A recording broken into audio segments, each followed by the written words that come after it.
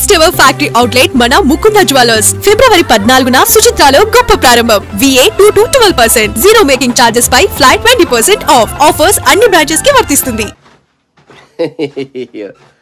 కొత్త భిక్షగాడికి వేలాపాలా ఉండదంట. అట్లా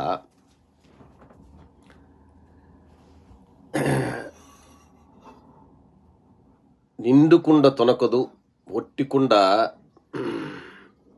ఒరవరవరా అని ఉదురుకుంటూ ఉంటుందంట. అట్లా రాజకీయాల్లోకి ప్రవేశించిన పవన్ కళ్యాణ్, ప్యాకేజీ రాజకీయాల్లో నుంచి ప్రవేశించిన పవన్ కళ్యాణ్ ఎవడి సంఖలోనో లేకంటే ఎవడికి గోచు పెడదామనే వచ్చిన పవన్ కళ్యాణ్ ఏమీ లేని సుగాలి ప్రీతికి కేసు గురించి టైమ్ అండ్ అగైన్ రాజకీయాలు చేసి షేగువేరా షెడ్డీ వేరా అని చెప్పి తిరిగి లాస్ట్కి ఇప్పుడు వాడిని ఎవరేమనలే, ఏదోలే ఈడు చెత్త కారత కుక్క పిచ్చి బట్టి తిరుగుతుంటాడు రాజకీయాలు అనుకున్నారు. కానీ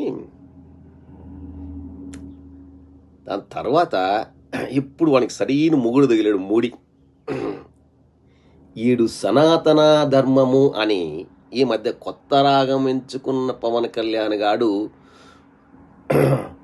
వేషము మార్చి కాషాయ వస్త్రము ధరించి అడ్డంగా ఎక్కడ పడితే అక్కడ తిరిగేస్తున్నాడు. అట్లే ఆ హస్తినాపురంలో ఢిల్లీలో ఆయన సీఎం దానికి ఈడెందుకు పోయాడు, ఈడికి ఏమొచ్చిందనో, చంద్రబాబు గారు ఈడేమన్నా చేశారేమో, ఏమోలే మనకెందుకులే, వాళ్ళు ఏదో వేసుకుంటారు.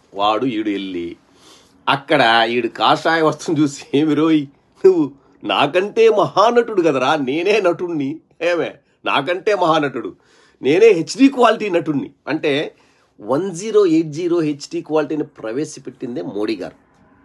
ఆయన నటనా కౌశల్యము నటనలే ఉండవు, అంత రాబోటిక్గా ఉంటాడు. కాకపోతే సరౌండింగ్స్ అన్నీ సర్రియల్గా ఉంటాయి.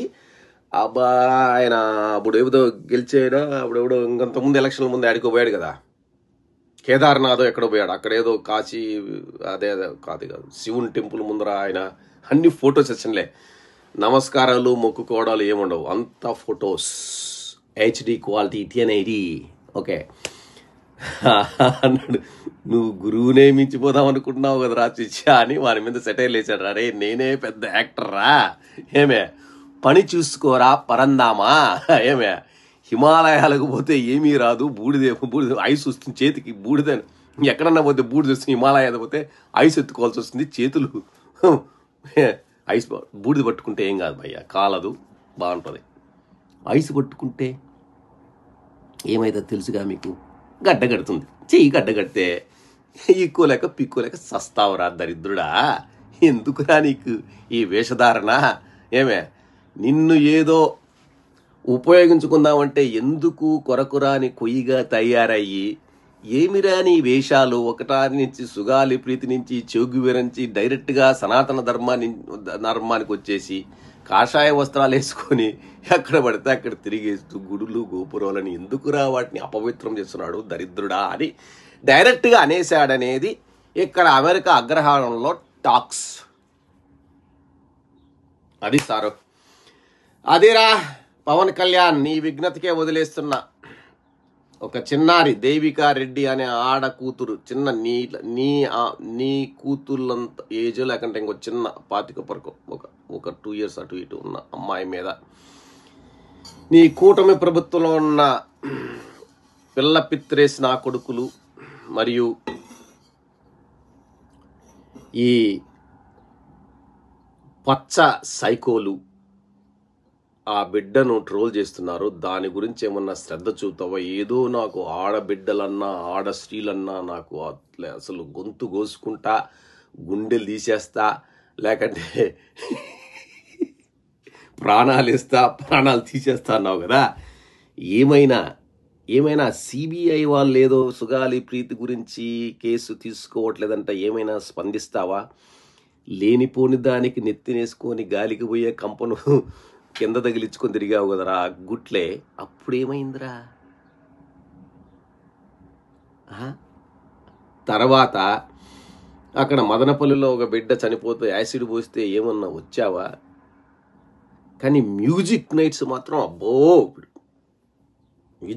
మ్యూజిక్ నైట్కల్లో మేము అక్కడ మళ్ళా ఒక్కసారిగా ప్యాకేజీని భద్రపరుచుకొని పదిలిపరుచుకొని మీ ప్యాకేజీ నా దగ్గర పదిలంగా ఉంది, నేను అన్నిటికీ కట్టుబాట్లకే ఉంటున్నాను, మీకు మనలో ఒడంబడికలన్నీ కరెక్ట్గానే ఉన్నాయి మ్యూజికల్ నైట్స్లో చెప్పకనే చెప్పేసిన పవన్ కళ్యాణ్ గారు వాని గురించి ఎదురు చూస్తున్న బకరాలు జనసన్న పిల్ల పిత్రేసిగాళ్ళ నోట్లో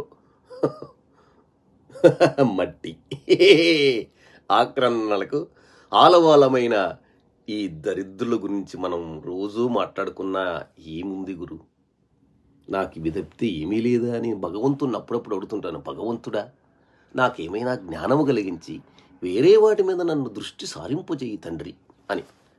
ఈ దరిద్రుల గురించి రోజు మాట్లాడుకోవడం అవసరమా స్వామి? నమో వెంకటేశాయ. Thank you.